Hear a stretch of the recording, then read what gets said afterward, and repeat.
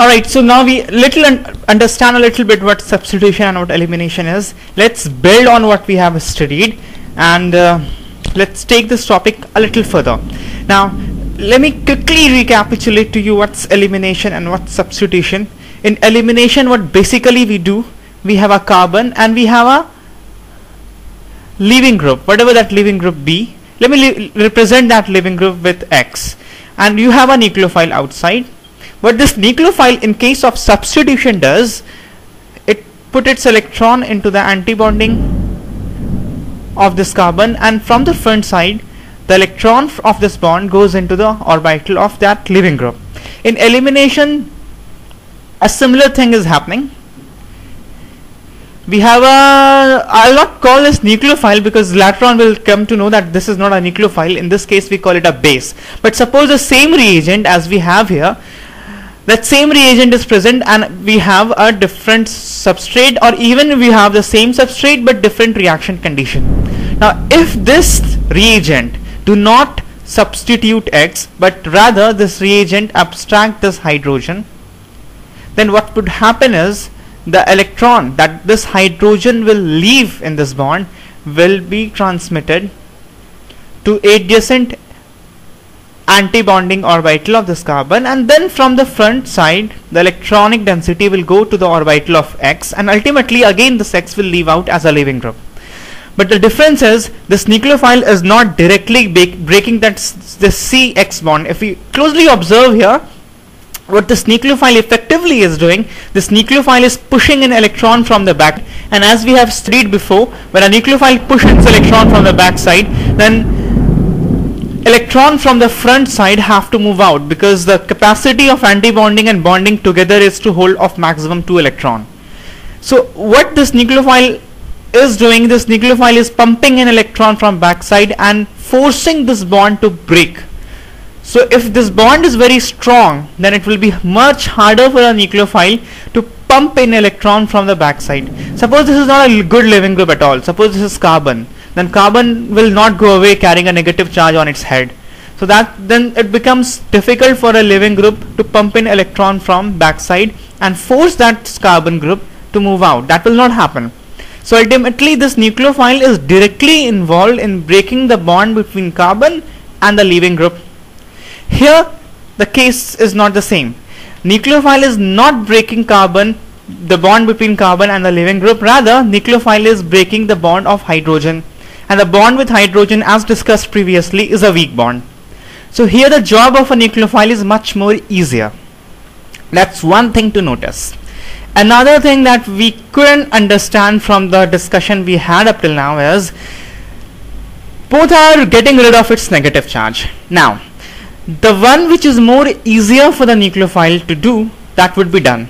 Or if the nucleophile is unstable, unstable means it is highly reactive, it cannot have negative charge on its head for a long time, it cannot be in a system for a long period of time, and long period of time here is microsecond. So they cannot survive here for nanosecond or picosecond. The lifetime of this reagent would be very less. If that is the case, that the reagent is highly unstable, then that highly unstable reagent have to react quickly, and the one which will be faster among these two, that path will be chosen by that reagent because that would be quick and fast. Now as intuitively you can feel here that this pathway of reaction is going to be fast, because in this pathway this nucleophile have to break the bond of carbon and hydrogen, that is a weak bond. This pathway is going to be a little difficult for the nucleophile and more time will be taken here, because in this pathway a bond between carbon and leaving group is broken, which ought to be a much greater bond than the one between carbon and hydrogen, right? Plus this is a kind of acid-base reaction, and we have studied in primary classes that acid-base reactions are fast reactions. Indeed, you have to remember this. Acid-base reaction is fastest among all the reactions that we are going to encounter from here, whether it is be substitution or elimination or decarboxylation or any kind of reaction that we are going to see.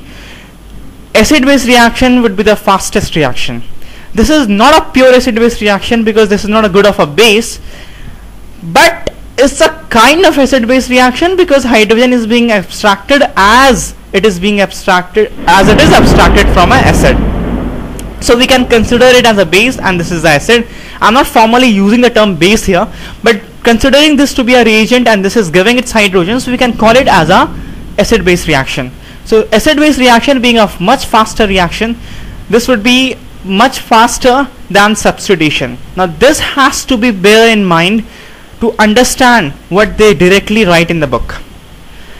Now, having understood this, that this pathway is going to be a fast than this, then if a question is posed that a unstable reagent will choose which pathway, now that will be easy enough for us to answer that a unstable reagent will choose that pathway which requires less time to complete, and this is the one which requires less time to complete.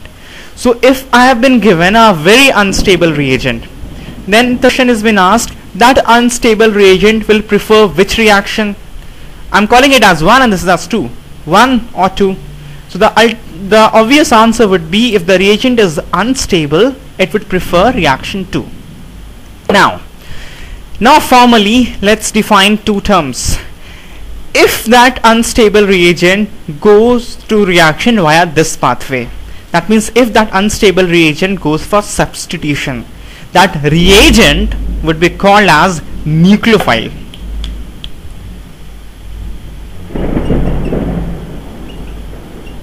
Right? The same reagent, if that reagent determined by the reaction condition goes for this pathway, that means it goes for abstracting hydrogen. If it goes for abstracting hydrogen, then particularly that reagent will be called as base. Now we have the same reagent, depending upon what function it does, we term it as nucleophile or base. Right? In the chemical reactivity there is no difference. If I change the reaction condition, the same reagent can go for substitution, and on changing it to some other condition, the same reagent can go for elimination. So it's not like a reagent can be nucleophile and a base depending upon the reaction condition. So a base can be a nucleophile can be a base, whatever. So depending upon what function it performs, we term it as nucleophile or base. If we have substitution, it is called nucleophile. If you have a reaction with hydrogen, be it elimination, be it any other reaction, if a reagent reacts with hydrogen, that is called a base. If a reagent reacts with any other species or goes for substitution apart from reacting with hydrogen, that would be called as a nucleophile. Right? Mostly we'll represent nucleophile as Nu minus and base as B minus. Now henceforth we'll say nucleophile will go for substitution, base will go for elimination. Right? Now we have to learn a bit more on how would we decide the reagent will go for substitution and hence it will be called as nucleophile, or it would go for elimination and hence it would be called as a base. That is to study, and that will be studying. But for time being, nucleophile, substitution, base, elimination. Now let's consider, given a reagent, how would we judge whether that reagent is going to act as a nucleophile or that reagent is going to act as a base. So now we have to study nucleophile versus base.